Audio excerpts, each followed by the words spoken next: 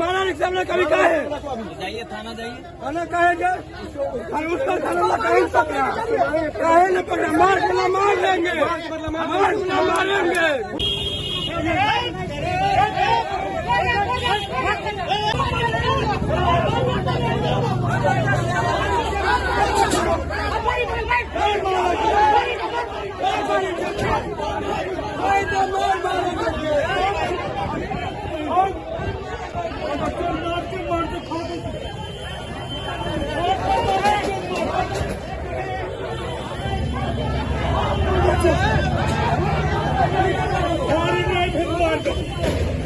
Road पर मारो छोटियों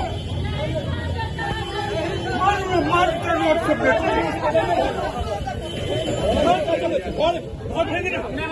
road पर मारो छोट रोड पर मार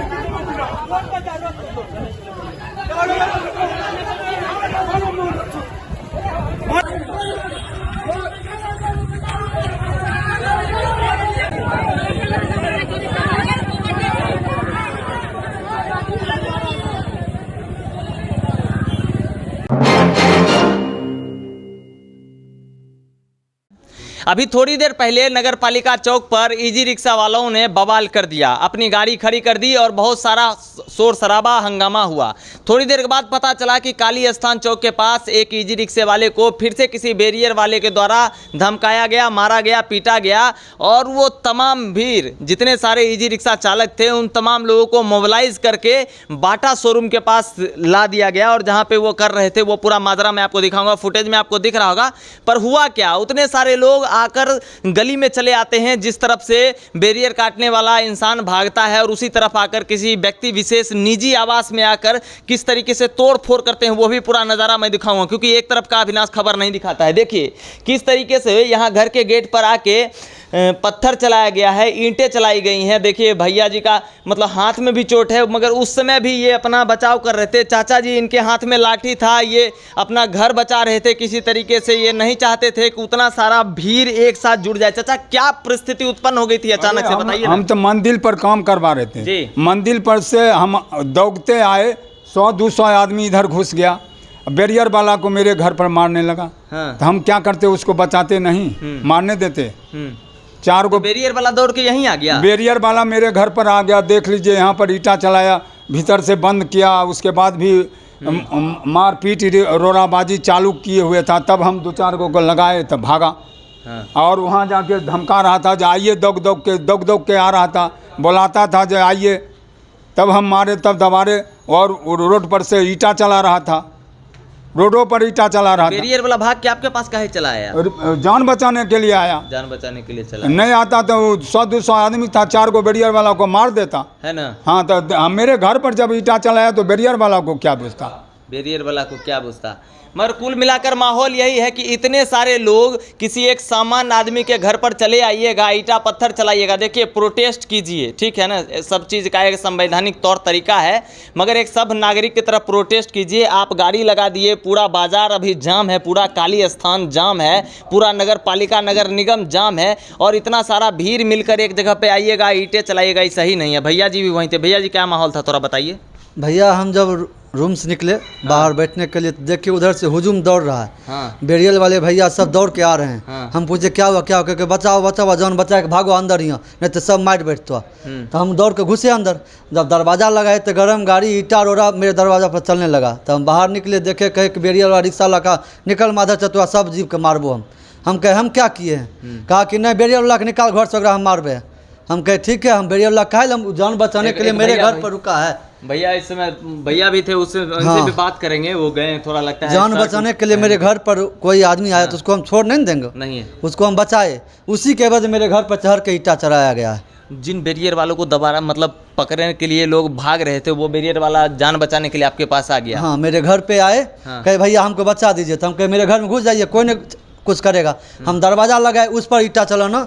100-200 लोग जुट कर आए थे हुजूम मारने के लिए। उनको प्री प्लान था कि बैरियर वाला सबको मार देंगे जो असूलता है बैरियर। हमारे साथ एक भैया है, उसमें बहुत परेशान हो गए थे, इन्हीं का शायद घर है। भैया क्या नाम है? मेरा नाम नवदीप कुमार हुआ। भैया पूरा मामला थोड़ा बताइए। मैं यही बोलना चाहता हूँ कि 2-4 बैरियर वाले भैया थे, वो वहाँ पर बैरियर काट रहे थे, तो 200 की संख्या में 200 से 250 की संख्या में रिक्शा चालक उनके साथ मॉब में आए, उनको मारने के उद्देश्य से, और वो अपना जान भगाते हुए हमारे घर की ओर आए। और ये स्वाभाविक है कि कोई भी अगर उसको कोई आदमी दूसरे आदमी को अगर मार रहा है तो वो घर की तरफ भागेगा ही, तो उसे ये घर दिखाई दिया तो वो इसकी तरफ आए, जो आसपास था वो आए, और यहाँ पर जो उनके हाथ में आया ईटा जो भी आया वो पत्थरबाजी करना स्टार्ट कर दिए। यही सब मामला हुआ। और उनका जान लेने का भी कोशिश करे थे, और चोट नहीं लगी ज़्यादा, क्षति नहीं हुआ ना कुछ? हाँ, एक आदमी एक थे भैया, उनको चोट लग गया है, तो वो जान भगाते हुए अंदर गए। तब हम लोग अपना गेट बंद किए, ताला वाला लॉक किए पूरे घर में। यही सब मामला हुआ। तब जाके सब माहौल शांत हुआ धीरे धीरे, जब जाके चाचा लाठी लेके जब निकलते हैं। तब चाचा जी लोग थे वहाँ पर, फिर चाचा जी सबको भगाए, तब वो लोग उधर गए।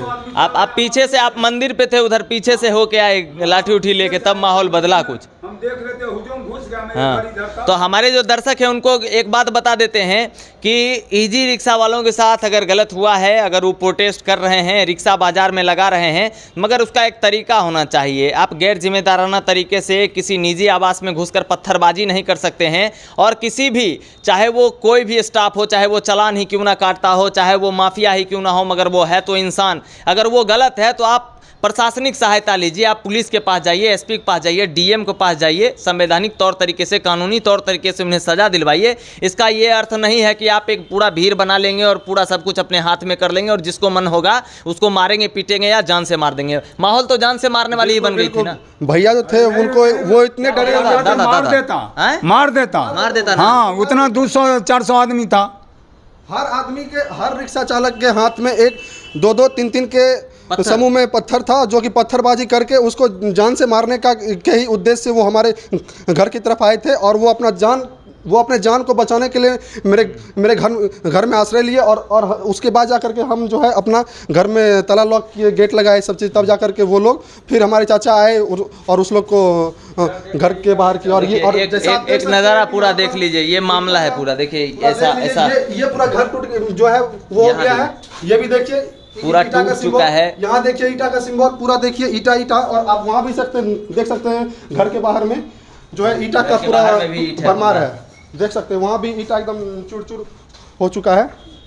ये पूरा माहौल है। बताइए, हमारे साथ एक सामाजिक कार्यकर्ता भी जुड़े हुए हैं जो इस मामले के थोड़ी देर बाद आए, इनसे समझना चाहेंगे ये सब जो मामला हो गया। भैया जी, को परिचय देकर शुरू करिए, तो गलत हुआ या सही हुआ, हमको बता दीजिए जरा। यहाँ तो हमारे रिलेटिव के घर पे पत्थरबाजी हुआ जी, और बेगूसराय जिला में जो अभी चल रहा है ई रिक्शा वर्सेज राजनीति, मेयर, उपमेयर, ये लोग जो नौटंकी कर रहे हैं जिला में। अच्छा। और रिक्शा वाले के माध्यम से अगर आपको ये बंद करवाना है तो आप डीएम से मिलिए, टेंडर बंद करवाइए, टेंडर बंद हो जाएगा, चालान कटना बंद हो जाएगा। ये नौटंकी आप लोग फालतू में कर रहे हैं। ये सब नौटंकी किया जा रहा है चुनाव को लेकर। ये सब बस नगर निगम चुनाव के मद्देनजर रखते हुए ये राजनीति हो रहा है, जिसका शिकार आम पब्लिक हो रहा है। कल मान लीजिए अभी काली स्थान जाम किए हुए है, वहाँ पेशेंट अभी मर रहा था, किसी तरह 1-2 पेशेंट को हम निकलवाए हैं वहाँ से। वो लोग गया डॉक्टर के पास। अगर उस स्थिति में वह पेशेंट मर जाता है तो उसका जिम्मेवार कौन होगा? नगर निगम होगी, राजनीति करने वाले लोग होंगे। वो प्रतिनिधि घर में कब तक ऐसी चला के सोए रहेंगे? सड़क पर आना चाहिए उनको, जो मामला है वो मामला को निपटाना चाहिए, यही मेरा कहना है। मतलब अगर हम सीधे शब्दों में कहें कि गरीब और अनपढ़ लोगों का एक झुंड है जिसको समाज के बुद्धिजीवी वर्ग अपने हिसाब से राजनीति कर रहे हैं उस पर। अपने हिसाब से रिक्शा वाले साधारण परिवार, गरीब तबके के परिवार होते हैं, वो लोग अपना रोजी रोटी चलाते हैं और उनको इन लोग अपने राजनीति के माध्यम से नचवा रहे हैं। वो लोग ही टेंडर करवाते हैं, वो लोग ही नगर निगम के मेयर रहते हैं, जो भी रहते हैं राजनीति प्रतिनिधि, वो लोग ही टेंडर करवा के चालान कटवाते हैं और वो लोग ही राजनीति करवाते हैं। आम लोगों को नुकसान होता है, यहाँ घर पे आके ईटा पत्थरबाजी करेगा, कोई पेशेंट मर जाएगा, ये तरीका सही नहीं है।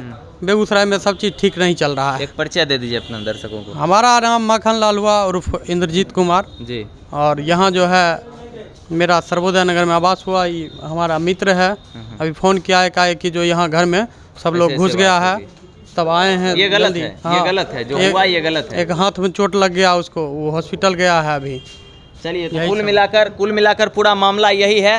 तो आप दोनों पक्ष की रिपोर्टिंग सुन लीजिए। वो तब का भी हम दिखा रहे हैं कि जब जाम लगा था, और तब का भी दिखाएंगे जब लोग हमारे पास आए थे और मॉब इधर आने वाली थी। हमने उनसे कहा था कि आप प्रशासन के पास जाइए, आपको कोई हक नहीं है कि इतना बड़ा भीड़ लेके किसी एक के घर पे चढ़ जाइएगा, ईटा पत्थर फेंकिएगा। इसका अस्थायी निदान होना चाहिए। जैसे पहले मान के चलिए रिक्शा का जो बैरियर कटता था, वो रिक्शा में ठोक दिया जाता था, कुछ 1 साल का इस तरह से लिया जाता था। तो उस टाइप से कर दीजिए, ई रिक्शा वालों को भी आराम होगा, अपना एक बार देगा, करवाएगा। आप डेली का चक्कर खत्म हो जाएगा। ये झंझट, ये जो दंगा फसाद शहर में हो रहा है, यह सही नहीं हो रहा है। आम पब्लिक और जो रिक्शा वाला है, दोनों कष्ट में है। ठीक है। फिर तो आप अभी माखन जी को सुन रहे थे, और ऐसे ही द न्यूज़ हॉल पे लगातार बने रहिए। मैं हूं अविनाश भट्ट, फिर हाजिर होऊंगा सेवा में। पर इस तरह का मामला नहीं होना चाहिए। तमाम इजी रिक्शा वाले साथियों को भी मैं कहना चाहता हूं कि संवैधानिक तौर तरीकों से आप प्रोटेस्ट कीजिए, विरोध कीजिए, पर किसी व्यक्तिगत आवास में घुसकर तोड़फोड़ नहीं कीजिए, वरना आप पर भी कानूनी कार्रवाई हो सकती है। धन्यवाद।